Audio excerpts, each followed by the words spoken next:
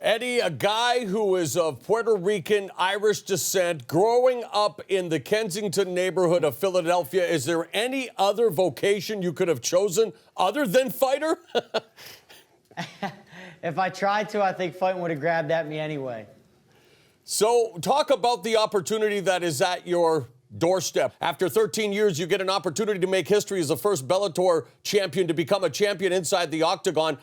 Discuss the road to this championship fight for you. How has your career gone in your estimation?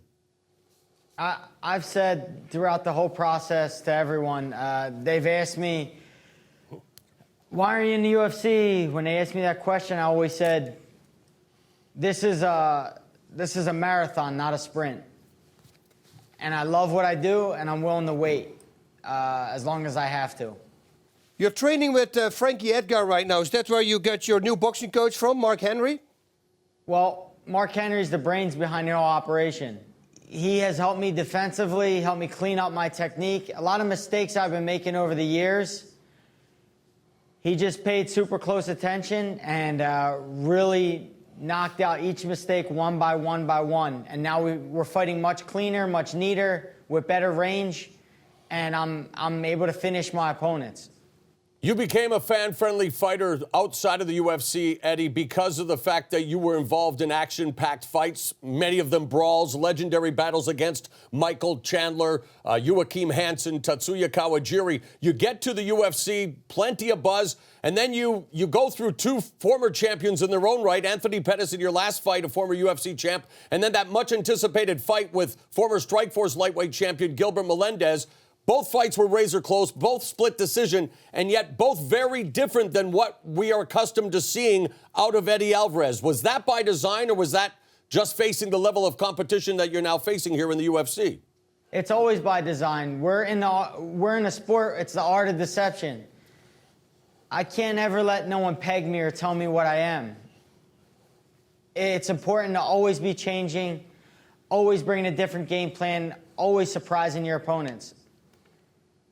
I'm sure RDA has a vision of how I'm going to fight him as well, but he has no idea. You said that RDA's biggest strength is also his biggest weakness. Please explain that. I think he's overly aggressive, and that works against guys who have the ability to be bullied and who won't fight back. I think that's the wrong approach to go about this fight with. If he does that and decides to go that route, I think he's going to bring the dog out of me, and this could end up being bad. When you say it could end up being bad, bringing out the dog in you, there are those instincts and tendencies. You talked about Mark Henry helping you from a defensive standpoint, fixing some of your so-called flaws. What gives you your biggest confidence heading into this, your first title opportunity inside the octagon? We've done 150 sparring rounds, live sparring rounds for this fight. I couldn't have perfected this dance any more than what it's going to be. We're just ready to go in there on Thursday and do it in front of everyone and get this belt. Did you really train 150, 160 rounds for this championship fight? And if so, is there a danger of overtraining? 150, over wow. 150 live sparring rounds, for sure. What's demanded of us with Mark Henry, Ricardo Almeida, it's a great demand, and that's why all the fighters are prepared as they are. I don't believe in overtraining. I think someone made that up who didn't necessarily want to train one day, so he came up with a line and said overtrain. I don't believe it. I think I'm in the mind that the more you do something, the better you get at it. Hey, listen, because I need to ask you this question. I read it in an interview.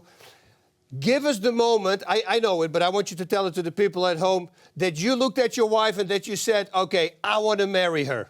Because that story was a fun story. I got in a fight at a local playground here in Philadelphia, and a lot of my so-called friends were around. And I was beating a guy up, and I ended up getting jumped by his brother or someone. My wife jumped on the guy's back. She started punching him in the face. I only knew her for a couple months at the time. I looked her in the eyes, and I thought, I'm going to marry this girl. I love it. All right, last question before we let you go. What is the biggest attribute that is going to make you the first person to become a Bellator and UFC lightweight champion? My spirit, the thing that's beating inside my chest. Nothing. I will not be denied on Thursday. I will be the UFC lightweight champion.